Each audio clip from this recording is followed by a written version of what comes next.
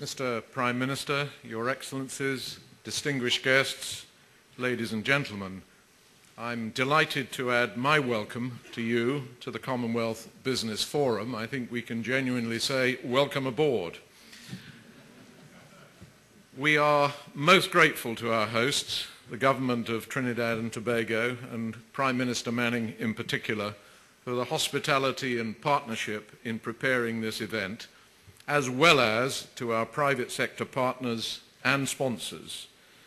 We are also grateful to the heads of government and to the Commonwealth Secretary-General here with us today for their continued interest in and support for CBC. We are meeting this week in very challenging economic times, which have required all of us to rethink our approaches and respond with new solutions. Principles that have guided us over the previous decade of economic growth are being revisited, and the rule books are being revised. The challenge of management and coordination of the global economy has led us to look at reforms to systems and institutions for global economic governance. The challenge of climate change has forced us to look yet again at energy use. Energy is an important theme of this meeting. Alternative energies and the way we could go about developing a greener global economy. The pressures of the global economic slowdown have had an impact on economies, governments, businesses, families and individuals. No one has remained untouched by these events, and many lessons have been learnt. In responding to these challenges, we need to find new ways forward and maintain a continued focus on the potential for partnerships between developed and developing economies to pursue economic growth and development for mutual benefit. Commonwealth countries are at the centre of these globalisation trends, with the potential to harness new opportunities that may be reinforced by the recent economic turbulence. I'd like to set out some basic propositions. First, that the global economy is increasingly interlinked, and we can only move it forward on a coordinated basis. Second, while there is a shifting balance of economic power, we now have, more than ever, shared interests between developed and developing countries. Third, that the Commonwealth has a potentially important role in helping governments and business respond to these new challenges of globalisation.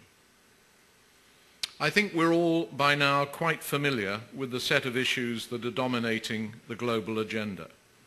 The financial crisis and global economic slowdown, rising food and energy prices, slower growth, increasing demand for basic resources, especially from China and India, and the risks presented by climate change.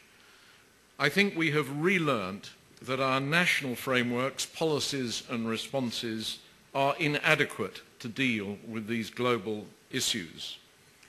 Calls for reform of the global financial architecture and the Bretton Woods institutions, of the United Nations and other multilateral institutions have intensified, and responses are forthcoming. For example, the G20 is now leading on global economic issues. This is important because it recognises the need for a more coordinated approach involving both developed and developing countries. There is, I think, no turning back on globalisation. Global finance, trade and investment bind nations together, for better or for worse, but I believe for better. There are certainly pressures to retreat into policies of national interest, but we should do all that we can to avoid regressing into protectionism and drive even harder for free trade and investment. We should certainly complete the Doha round of world trade negotiations, which has languished to some extent in the absence of strong political will to move forward. The crisis has again highlighted a shifting balance of economic power to developing countries, the rise of the so-called BRIC countries and powerful new players with cash-rich sovereign wealth funds have already made a big impact. We've also seen sustained economic growth above 5% in many Asian and African economies. China has proved particularly resilient.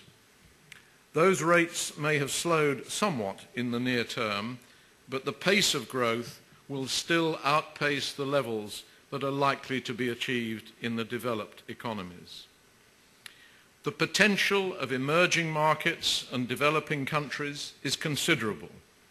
In Asia, the success of the expanding economies is well known. Investor confidence in Africa has, I believe, increased. Smaller countries in the Caribbean and Pacific face greater challenges, but are rapidly learning how to capitalize on their advantages and innovate in new sectors. The appetite for investment in emerging markets will, I'm sure, continue in future. I'm pleased to say that the Commonwealth Business Council membership is very active in this area.